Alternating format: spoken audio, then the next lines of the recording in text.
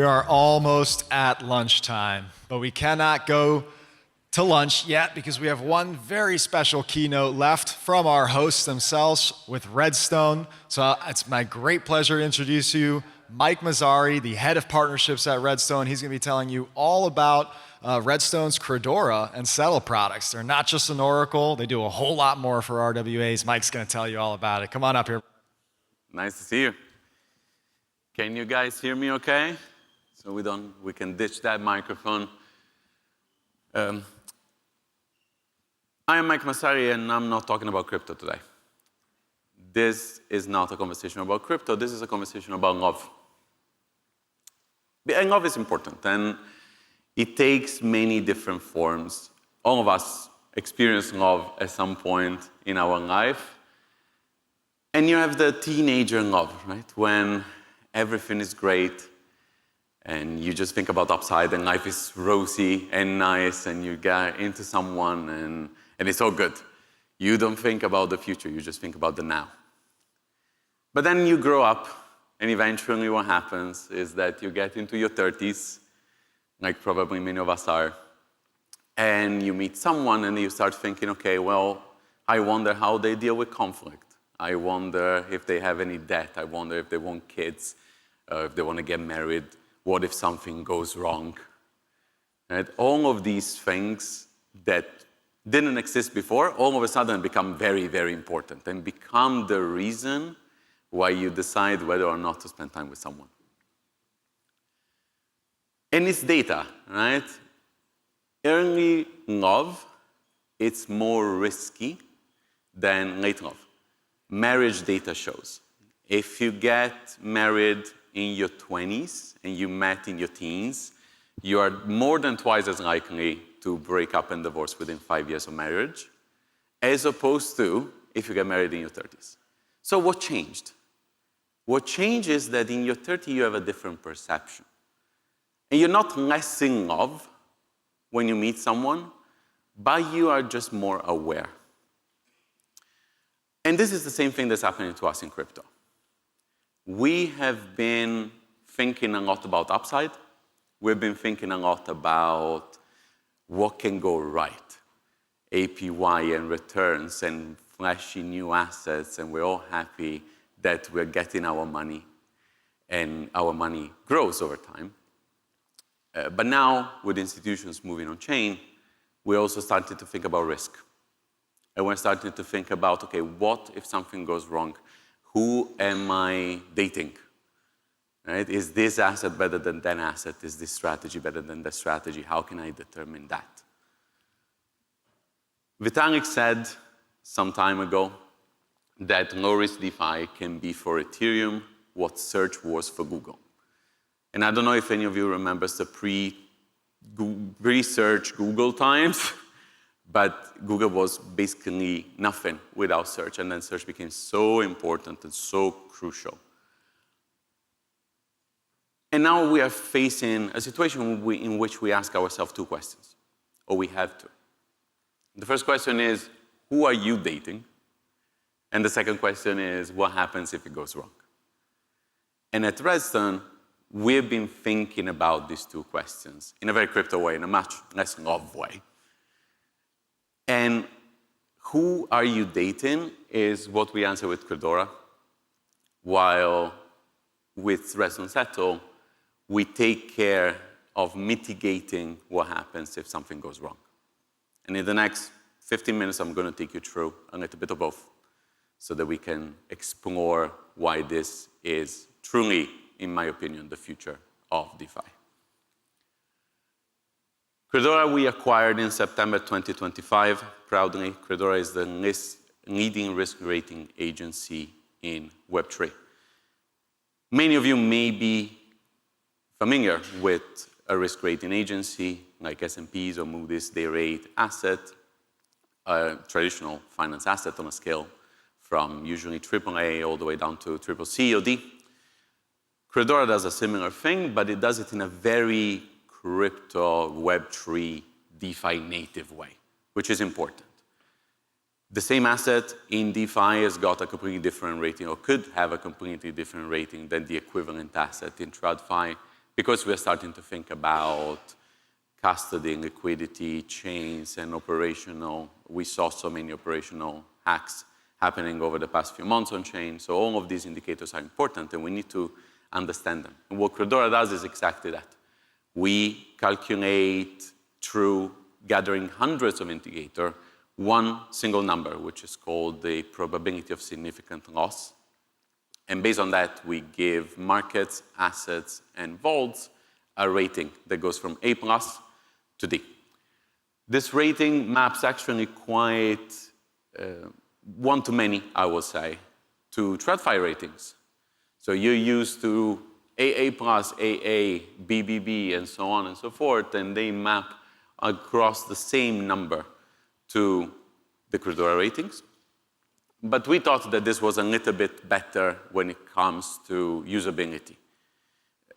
Finance has been historically a word of jargon and gatekeeping of words.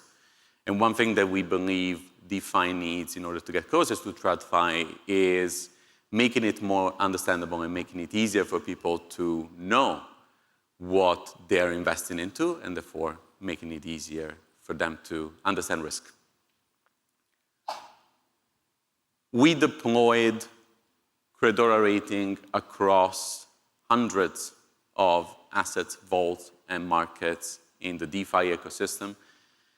Most notably, when we deployed to Spark Savings, within the first 5 days after the rating was published, Spark got $200 million in USDT deposits. This is actually an old slide because now a few months have passed, and that vault went from about $400 million, $370 million, all the way to $1.2 billion. And probably even this number that I'm telling you is not up to date because they keep getting investment. And this is the proof, mathematically and empirically, that ratings actually move money and move market. In the same way that they do it in traditional finance, they are starting to do it with Credora in DeFi. It's not theory. We cover over $10 billion in TVL that is rated by Credora. We have 127 vaults. We do 90% plus of Morpho by TVL in terms of coverage, 100% of Spark Savings. We deploy to Lista DAO. We are rated top tier, S-tier assets across the DeFi ecosystem. And we're doing them more every day. Now we're working with risk curators so that Credora ratings are actually informing the due diligence that risk curators do on assets. Because obviously their process is quite long and cumbersome and manual, so they're using Credora data to facilitate that already every day. As you probably also heard from this very stage over the past couple of days, Credora is always there in the background and sometimes in the foreground to provide risk data and to provide a good insight into what the investment actually are. The latest rating that we published, and this is news of today, is with our good friends at EtherFi. You probably all know EtherFi as one of the leading protocols in crypto. They announced quite recently they are building on optimism. They have a very, very amazing asset, which is WE-ETH, which we rated. And I want to take a moment and a minute or two to welcome a very special guest, Dave, to the stage from EtherFi that will say a couple of words about this partnership. Dave, please come on up.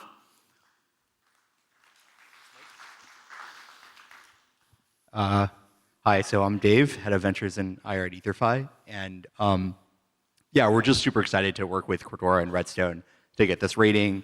I think one of the most important things to us is that we want to drive adoption of DeFi and crypto. And I think a big thing that we see is just users don't feel safe with their funds. And I think with this rating that we now have, it just provides more security and comfort for users and drives adoption forward. So I'm really excited to work with such a great team.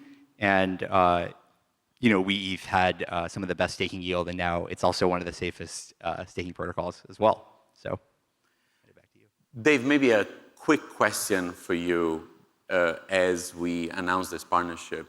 Why was this important for ETHFI? Why do you believe that having transparent risk assessment, or WEET, is crucial?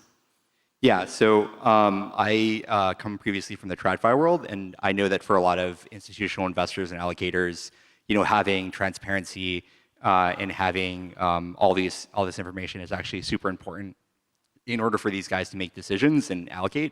So that's one thing. And then two, it's just about transparency. And so we just want to make sure that our users understand all the important work that goes behind this, that they understand that their funds are safe, and that they can trust us, because I think without the trust, then you're just not going to get the adoption that we need. Yeah, and we are super excited because not only we partnered with ETHFI on this, but there's many more to come. But also, and we can announce it finally on stage after all the revision that we did, WEET got that A+ rating on ETHFI. So it's the very, very top level of rating that you can possibly have. I will give a round of applause for ETHFI and the amazing work that they do every day. David, thank you so much. So we covered a little bit about the who are we dating part of it, right? How do we assess, how do we understand, what are we putting our money into? But even in the best relationships, sometimes stuff goes wrong. It's not you, it's me type of situation. And when that happens, the equivalent of the DeFi breakup is bad debt. So bad debt is the divorce of DeFi. It's not the goal, right? No mature relationship wants to incur in bad debt. No mature relationship wants to have divorce. But, pretending that this doesn't happen would just be silly, and we're just being acting as teenagers. So we did some work on this too. And we identified one key problem of RWA and tokenized asset on chain that is now stopping adoption, we believe, more than anything else. It's not the only problem, we believe is the key problem, which is the T+X problem. Most RWA assets, they have redemption times. And whenever you have adverse events or liquidation events in markets and you have a redemption time, the risk of bad debt skyrockets. So it's not just about understanding the risk now, but it's also about mitigating the risk. That's why we introduce, and this is the first time that I'm talking about it on stage, actually, in this form, RedStone Settle. Settle allows the instant redemption, the instant settlement of liquidating position on RWA markets. What does that mean? It means that whenever there is a liquidation event in a market, we run an off-chain auction where searchers bid for the right to liquidate a position at a percentage of discount. So effectively, we are trading, on one end, risk for time.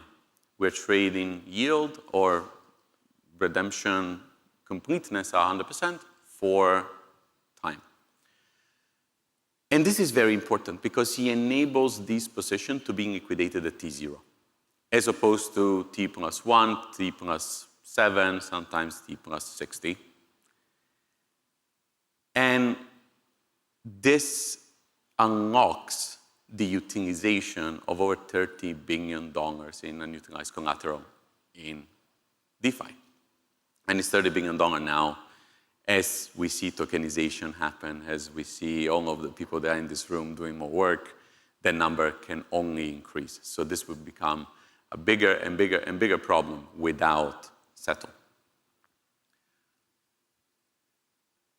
At the core, Settle is two parts. There's the infrastructure part of it, which we proudly built on RedStone, is what we do best. RedStone takes care of deploying this infrastructure to the different markets across the spectrum of our partner. So that goes to Euler, Morpho, all the risk curators on it, and all of the partners that we have in the tokenization space, in the asset issuer space that run strategies or specific assets on chain. But there's also a liquidity part of that. And the liquidity part of that is interesting because we partnered with Symbiotic to provide that. Symbiotic created this product that is called Liquid Lane that plugs into Settle, in a way operates on top of Settle, where they actually provide the exit liquidity that unlocks this RWA collateral to be utilized.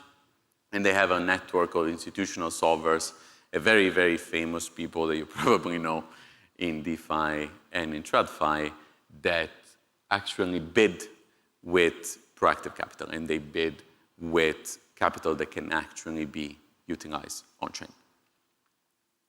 Settle is just beginning, and we are in a position where we are launching it out, and it's already live on a number of markets, but we're actively working with risk curators and capital allocators so that it will be adopted across the board as wide as possible to prevent the bad debt, but also to create more efficiency on this locked capital that now cannot be utilized.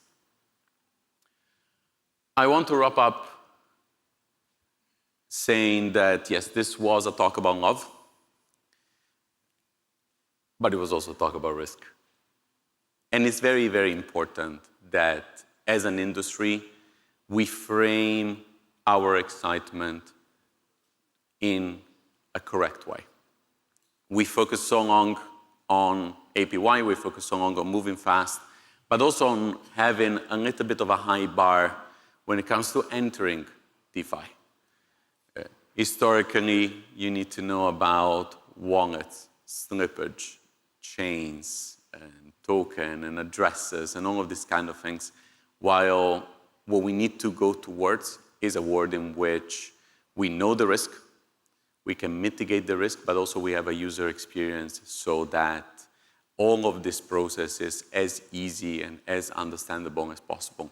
Not because the people that we're talking with do not understand technical, but because the more you can explain something in a simple and direct way, the more it means that that something is solid and is going to be long-lasting, just as love in your 30 lasts on average much longer than love in your 20s. Thank you.